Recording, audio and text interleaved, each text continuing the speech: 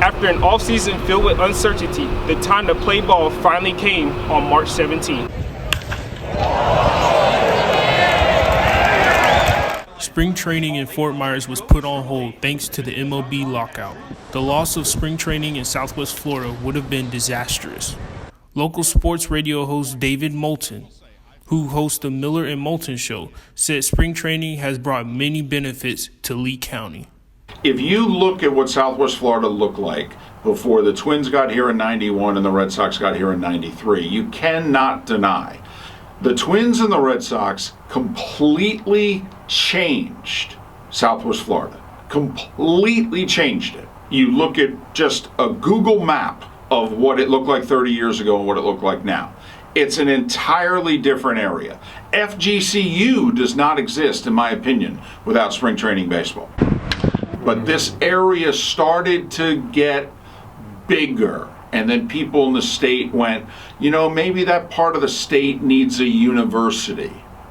And I don't think it happens without the Twins in 91 and the Red Sox in 93. The action at Hammond Stadium and JetBlue Park has brought baseball fans from all around to Fort Myers. The past decade shows the economic growth these visitors have brought to Lee County. Within the previous decade, total spending has increased by more than $21 million in Lee County. However, baseball goes far beyond an economic impact. The MLB is intertwined with the history of Fort Myers. It all began in the 1920s when the American Association brought spring training to the Fort Myers Yacht Club. Fast forward nearly a century, and now Lee County has not one, but two major league teams playing spring ball in the area. It's closely tied to the area's identity, says former sports writer Glenn Miller, who worked with the news press for over 20 years. It provides something intangible, something you can't measure. There's something special about going to a ballpark, see major league ball players.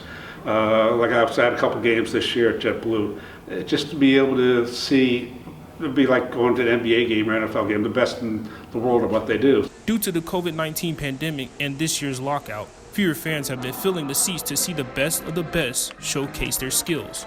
Moulton says the losses could have been catastrophic. Two of the last three spring trainings have had issues, and even the 2021 spring training, nobody played before 100% capacity. You were lucky if you were playing before 50% capacity. So you've had three spring trainings in a row. That's a decent amount of time for people to change their habits as to what it is they're going to do, how they're going to spend their time and their money when they come to Florida. Some fans, however, remain optimistic. Miller believes this trend will change in the coming years and MLB will once again be prominent in Lee County like it was in the last decade. I think the anger will diminish from the strike/lockout because anger tends to diminish over time. It's a treat to be able to see the best in the world do what they do right here in Fort Myers or Port Charlotte or Sarasota or Northport, wherever you go.